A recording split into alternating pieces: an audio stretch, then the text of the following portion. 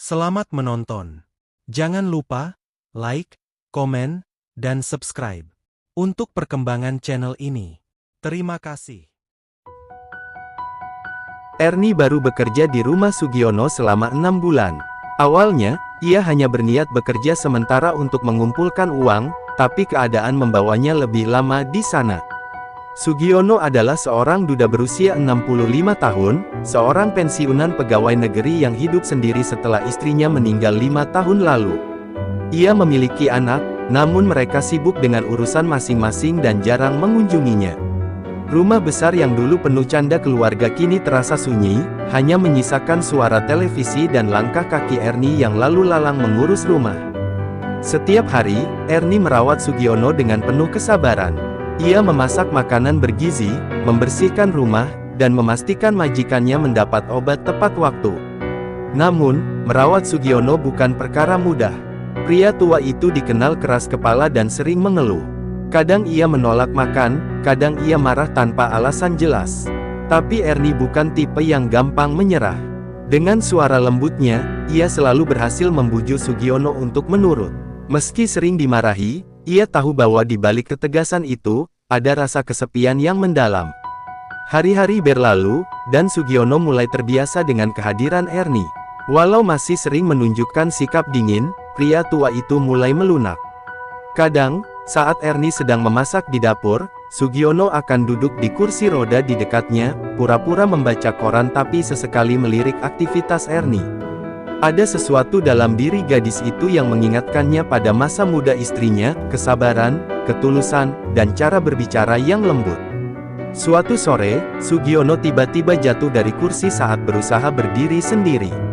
Ernie yang mendengar suara benturan segera berlari ke ruang tamu dan menemukan Sugiono tergeletak di lantai dengan wajah menahan sakit. Tanpa berpikir panjang, Ernie membantunya bangun dan membawanya ke kamar. Sugiono tidak melawan, hanya menatap Ernie dengan mata yang berbeda, seperti mata seorang pria yang baru menyadari bahwa ada seseorang yang benar-benar peduli padanya. Setelah kejadian itu, interaksi mereka mulai berubah. Sugiono tak lagi sekeras dulu, dan Ernie merasa semakin nyaman bekerja di sana. Ia bahkan mulai menghafal kebiasaan kecil pria itu, seperti bagaimana Sugiono selalu meminum kopi tanpa gula di pagi hari, atau bagaimana ia suka mendengar radio sebelum tidur. Kadang, saat Ernie sedang menyapu, Sugiono memanggilnya hanya untuk menanyakan hal-hal kecil, seperti apa menu makan malam atau sekadar berbincang tentang cuaca. Namun, ada satu hal yang selalu menjadi tantangan bagi Ernie. Sugiono kesulitan berjalan dan sering membutuhkan bantuan untuk ke kamar mandi. Biasanya ia berusaha melakukannya sendiri, tapi semakin lama, tenaganya semakin berkurang. Hingga suatu hari, permintaan yang tak terduga keluar dari mulutnya. Dengan suara pelan tapi tegas, ia meminta Ernie untuk membantunya mandi. Permintaan itu membuat Ernie terkejut, bukan karena ia keberatan, tapi karena ini pertama kalinya Sugiono benar-benar bergantung padanya. Di dalam hati Ernie, ada sesuatu yang mulai tumbuh. Ia tidak tahu apa itu, tapi ia merasa bahwa Sugiono bukan sekadar majikan baginya. Ada kedekatan yang tak ia sadari selama ini. Dan mungkin, Sugiono pun merasakan hal yang sama. Malam itu, udara terasa lebih dingin dari biasanya. Hujan rintik-rintik membasahi halaman, dan suara gemericiknya terdengar samar dari dalam rumah. Ernie baru saja selesai mencuci piring ketika tiba-tiba mendengar suara panggilan lirih dari kamar Sugiono. Ia segera bergegas masuk dan mendapati pria tua itu berusaha bangkit dari tempat tidur dengan susah payah. Wajahnya tampak pucat, napasnya sedikit tersengal. "Aku ingin ke kamar mandi," ucap Sugiono pelan, suaranya terdengar lebih lemah dari biasanya. Ernie tanpa ragu mendekat dan menopang tubuh rentanya. Ia bisa merasakan betapa lemahnya Sugiono saat itu, tubuhnya terasa lebih berat dari biasanya. Dengan hati-hati, ia membantu pria itu berdiri dan berjalan perlahan ke kamar mandi. Sugiono tidak banyak bicara, hanya sesekali mengerang pelan ketika lututnya terasa nyeri. Begitu sampai di depan pintu kamar mandi, ia tiba-tiba berhenti dan menatap Ernie ragu-ragu. "Aku, mungkin butuh bantuan lebih," ucapnya lirih, hampir seperti bisikan. Ernie sempat terdiam. Ia tahu bahwa ini bukanlah hal yang mudah bagi Sugiono, seorang pria yang terbiasa mandiri dan tak suka bergantung pada orang lain. Tanpa banyak kata, ia mengangguk pelan dan membantunya masuk. Air hangat mengalir dari pancuran, mengisi ruangan kecil itu dengan uap tipis. Ernie bekerja dengan cekatan, membantu Sugiono membersihkan tubuhnya, memastikan setiap gerakan dilakukan dengan penuh kehati-hatian dan rasa hormat. Di tengah keheningan itu, ada sesuatu yang berubah di antara mereka. Sugiono yang biasanya kaku kini terlihat lebih lembut, sementara Ernie merasakan sesuatu yang berbeda dalam hatinya.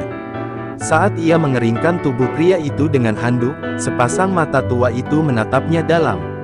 Ada sesuatu yang sulit dijelaskan, rasa syukur, kehangatan, atau mungkin lebih dari itu. Setelah selesai, Ernie membantunya kembali ke tempat tidur. Ia memastikan Sugiono merasa nyaman sebelum melangkah keluar. Namun, saat hendak pergi, tangan keriput itu tiba-tiba menggenggam jemarinya pelan. "Terima kasih, Ernie," ucapnya dengan suara serak, kali ini lebih hangat dari sebelumnya. Ernie hanya tersenyum kecil, tapi di dalam hatinya, ada sesuatu yang baru saja tumbuh, sesuatu yang mungkin akan mengubah segalanya. Sejak malam itu, ada perubahan halus dalam hubungan Ernie dan Sugiono. Meski mereka tak pernah membicarakan kejadian di kamar mandi, kedekatan di antara mereka semakin terasa. Sugiono yang dulu pemarah kini lebih banyak diam dan memperhatikan, sementara Ernie mulai merasa ada ketulusan dalam tatapan majikannya. Kadang, tanpa sadar, Sugiono menatapnya lebih lama dari biasanya, seolah ingin mengatakan sesuatu tapi urung melakukannya. Pagi itu, seperti biasa, Ernie menyiapkan sarapan dan membawa segelas teh ke kamar Sugiono. Saat ia masuk, ia mendapati pria tua itu sedang duduk di tepi tempat tidur, matanya menatap jendela yang sedikit terbuka. "Udara pagi begini mengingatkanku pada masa muda," gumamnya tanpa menoleh. Ernie tersenyum dan meletakkan teh di meja samping. "Kenapa, Pak? Ada yang Bapak rindukan?" tanyanya hati-hati. Sugiono menghela napas panjang sebelum menjawab. "Dulu, istriku selalu membuat teh untukku setiap pagi. Rasanya mirip dengan yang kau buat." Ia menoleh dan menatap Ernie.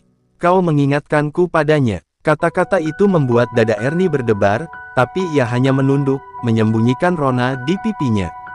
Hari-hari berlalu, dan tanpa disadari, mereka semakin sering menghabiskan waktu bersama. Sugiono mulai menceritakan banyak hal tentang masa lalunya, perjuangannya membangun keluarga, hingga bagaimana ia merindukan kehangatan seseorang di sisinya. Ernie mendengarkan dengan saksama, merasa bahwa pria ini bukan lagi sekadar majikannya, tapi seseorang yang mulai mengisi ruang kosong dalam hatinya. Suatu malam, hujan kembali turun. Listrik di rumah mendadak padam, meninggalkan kegelapan yang hanya diterangi oleh cahaya lilin di meja. Ernie duduk di ruang tamu, sementara Sugiono berada di kursi roda tak jauh darinya. "Dulu aku takut mati sendiri dalam kegelapan," kata Sugiono tiba-tiba. "Tapi sekarang, aku tidak terlalu takut lagi." Ernie menatapnya heran. "Kenapa, Pak?" tanyanya pelan. Sugiono tersenyum tipis. "Karena sekarang ada kau di sini," jawabnya tanpa ragu. Kata-kata itu menggema di benak Ernie, membuat perasaannya semakin tak menentu. Ia tahu ada batas yang seharusnya tidak ia lewati, tapi mengapa hatinya merasa hangat mendengar itu.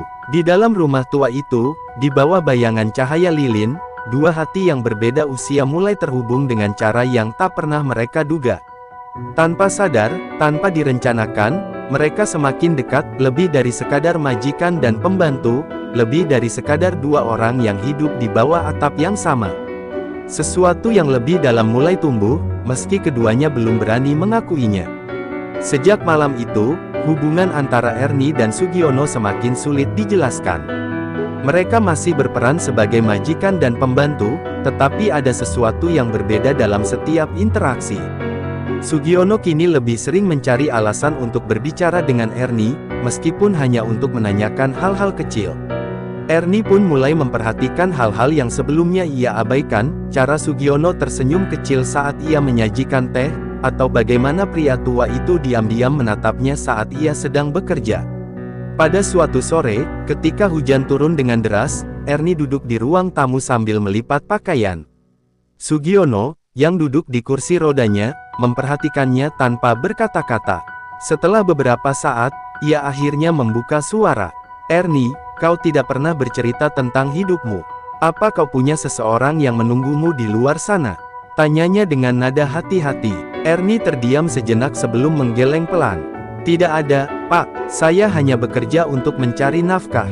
Keluarga saya di kampung, dan saya tidak punya siapa-siapa di sini," jawabnya jujur. Sugiono mengangguk pelan, lalu menatap hujan di luar jendela. "Aku juga begitu. Setelah istriku meninggal, aku merasa hidup ini hanya menunggu waktu. Tapi sejak kau datang, aku merasa tidak lagi sendirian," katanya dengan suara bergetar. Ernie merasakan dadanya menghangat. Ia tahu, perasaan yang tumbuh di dalam hatinya bukan sekadar rasa hormat kepada majikannya. Ada sesuatu yang lebih dalam, sesuatu yang tak pernah ia rasakan sebelumnya. Namun, ia juga sadar akan batasan yang ada. Ia hanya seorang pembantu, sementara Sugiono adalah pria yang telah menjalani hidup jauh lebih lama darinya. Malam itu, saat listrik kembali padam karena hujan deras, Ernie membawa lilin ke kamar Sugiono. Saat ia hendak pergi, tangan Sugiono tiba-tiba menggenggam pergelangan tangannya. "Jangan pergi dulu," ucapnya lirih. Ernie menatapnya dengan kebingungan, tetapi ia tetap berdiri di tempatnya. Dalam cahaya temaram, mata Sugiono tampak lebih hangat dari sebelumnya. "Aku takut sendirian," lanjutnya. Tanpa berkata-kata, Ernie duduk di kursi di samping ranjangnya. Mereka terdiam, hanya mendengarkan suara hujan yang jatuh di luar. Dalam keheningan itu, ada sesuatu yang tidak terucapkan tetapi terasa begitu kuat. Ernie tahu ia tidak seharusnya merasakan ini, tetapi hatinya berkata lain. Dalam rumah tua yang sunyi itu, dua hati yang seharusnya tidak bersatu mulai mendekat tanpa bisa dihindari. Mereka tidak lagi hanya berbagi ruang, tetapi juga kesepian, kerinduan, dan sesuatu yang semakin sulit untuk mereka abaikan. Hari-hari berlalu, dan Ernie semakin sulit mengabaikan perasaannya terhadap Sugiono. Ia mencoba meyakinkan dirinya bahwa semua ini hanyalah rasa kasihan, bahwa ia hanya berusaha menjadi pembantu yang baik. Namun, setiap kali ia melihat tatapan hangat pria itu, setiap kali Sugiono memanggil namanya dengan suara lembut, keyakinannya mulai runtuh. Suatu sore, saat Ernie sedang menyiapkan makan malam, Sugiono datang ke dapur dengan kursi rodanya. Biasanya, pria itu hanya menunggu di meja makan, tetapi kali ini ia memilih untuk berada lebih dekat. "Aku ingin melihatmu memasak," katanya dengan senyum tipis. Ernie tertawa kecil. "Kenapa, Pak? Takut saya racun makanannya?" godanya. Sugiono menggeleng pelan. "Aku hanya ingin menikmati kebersamaan ini lebih lama." Kalimat itu membuat Ernie terdiam. Ia merasakan sesuatu yang aneh di dadanya, hangat, tetapi juga menyakitkan. Ia ingin membalas kata-kata Sugiono, tetapi lidahnya terasa keluh. Ia hanya bisa meneruskan memasak dengan tangan sedikit gemetar, sementara pria itu terus memperhatikannya dengan mata yang penuh kelembutan. Malam itu, setelah makan malam, Sugiono meminta Ernie menemaninya di teras. Mereka duduk berdampingan, menikmati angin malam yang sejuk. "Ernie, pernahkah kau berpikir untuk menikah?" tanya Sugiono tiba-tiba. Ernie terkejut, tetapi ia mencoba menjawab dengan tenang. "Belum, Pak. Saya belum menemukan orang yang tepat," ucapnya jujur. Sugiono menarik napas dalam-dalam sebelum berkata, "Bagaimana jika aku yang menjadi orang itu?" Suasana mendadak hening. Ernie menoleh, menatap pria itu dengan mata penuh kebingungan. Sugiono tersenyum, tetapi ada ketegangan dalam ekspresinya. "Aku tahu ini gila. Aku jauh lebih tua darimu. Tapi aku tidak bisa menyangkal apa yang aku rasakan.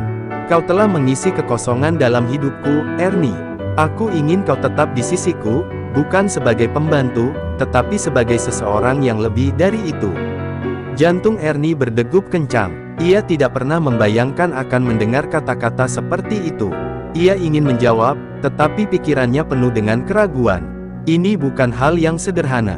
Ada banyak hal yang harus ia pertimbangkan, usia mereka, pandangan orang lain, masa depannya sendiri. Namun, di balik semua itu, hatinya berbisik bahwa ia juga menginginkan hal yang sama. Malam itu, Ernie tidak bisa tidur. Ia berbaring di kamarnya, menatap langit-langit dengan pikiran yang bercampur aduk. Di satu sisi, ia merasa bahagia, tetapi di sisi lain, ia juga takut. Apakah ia berani melangkah melewati batas ini? Apakah ia siap menerima konsekuensi dari perasaannya? Ia tahu bahwa keesokan harinya, ia harus memberi jawaban. Jawaban yang akan menentukan masa depan mereka berdua. Pagi itu, suasana rumah terasa berbeda.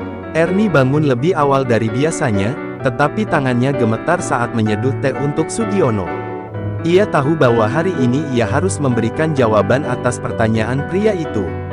Sepanjang malam ia berpikir, mempertimbangkan segalanya, perbedaan usia mereka, masa depan, dan bagaimana dunia luar akan memandang hubungan ini.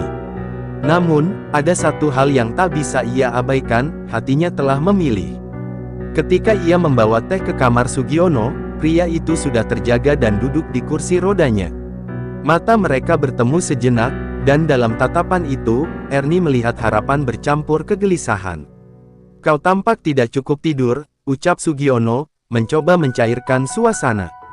Ernie tersenyum kecil, lalu duduk di kursi di hadapannya. "Saya memikirkan apa yang Bapak katakan semalam," jawabnya jujur. Sugiono menelan ludah, menunggu kelanjutan kata-kata Ernie dengan cemas. "Saya tidak pernah membayangkan akan berada dalam situasi ini," lanjutnya. "Tapi saya juga tidak bisa membohongi diri sendiri. Bapak bukan hanya majikan bagi saya menyayangi Bapak." Kata-kata itu keluar dengan suara lirih, namun cukup jelas untuk membuat Sugiono tertegun. Perlahan, senyum muncul di wajahnya, senyum yang penuh rasa syukur dan kebahagiaan. Tak ingin membuang waktu, Sugiono menggenggam tangan Ernie dengan lembut. "Aku berjanji akan menjagamu, Ernie. Aku tahu aku sudah tua, tapi aku masih memiliki cinta untuk diberikan. Jika kau bersedia, aku ingin kita menjalani hidup ini bersama," ucapnya dengan penuh ketulusan. Mata Ernie berkaca-kaca. Ia tahu bahwa ini bukan keputusan mudah, tetapi saat itu, ia tidak lagi peduli dengan pandangan orang lain. Ia hanya ingin mengikuti kata hatinya. Hari-hari berikutnya, hubungan mereka berkembang lebih jauh. Ernie tidak lagi merasa canggung, dan Sugiono pun tampak lebih hidup dari sebelumnya. Mereka mulai melakukan banyak hal bersama, bercerita di teras setiap sore, berjalan-jalan di halaman, bahkan Sugiono sesekali membantu Ernie memasak dengan keterbatasannya. Rumah yang dulu terasa sunyi kini dipenuhi tawa dan kehangatan. Namun, kebahagiaan mereka tidak berlangsung lama tanpa rintangan. Tetangga sekitar mulai memperhatikan perubahan yang terjadi. Bisik-bisik mulai terdengar, dan tidak sedikit yang memandang hubungan mereka dengan kecurigaan. Apa pembantunya itu hanya mencari harta? Salah satu tetangga berbisik pada yang lain. Meski Ernie dan Sugiono tidak terlalu memedulikannya, Ernie tidak bisa mengabaikan rasa khawatir yang perlahan muncul di hatinya. Suatu malam, saat mereka duduk di teras, Sugiono menggenggam tangan Ernie lebih erat dari biasanya. "Aku tidak peduli dengan apa yang orang lain katakan," ujarnya tegas. "Yang penting adalah apa yang kita rasakan." Ernie mengangguk pelan, tetapi jauh di dalam hatinya, ia tahu bahwa ujian sebenarnya baru saja dimulai. Semakin hari, gosip tentang hubungan Ernie dan Sugiono semakin liar. Orang-orang di sekitar mulai membicarakan mereka dengan nada sinis, menganggap Ernie hanya mengincar harta majikannya. Meski ia berusaha mengabaikannya, ada saat-saat di mana bisikan itu menusuk hatinya. Sugiono, di sisi lain, tetap tenang. "Kita tidak hidup untuk menyenangkan mereka," katanya suatu malam. "Hanya kita yang tahu apa yang sebenarnya terjadi." Namun, tekanan dari luar mulai berdampak pada keseharian mereka. Beberapa kenalan lama Sugiono menegur pria itu dengan nada mengejek, mengatakan bahwa ia telah tersihir oleh pembantunya sendiri. Bahkan, seorang saudara jauhnya datang dan menyarankan agar Sugiono memecat Ernie sebelum semuanya menjadi lebih buruk. Sugiono hanya tertawa kecil dan menolak dengan tegas. "Aku tidak butuh nasihat dari orang yang bahkan tak pernah peduli padaku sebelumnya," jawabnya dingin. Di tengah semua tekanan itu, Ernie mulai merasa mual dan pusing setiap pagi. Awalnya, ia mengira hanya kelelahan, tetapi setelah beberapa hari, ia mulai menyadari sesuatu yang berbeda dalam tubuhnya. Dengan hati berdebar, ia membeli alat tes kehamilan dan menggunakannya di kamar mandi. Saat melihat 2 garis merah muncul, tangannya gemetar.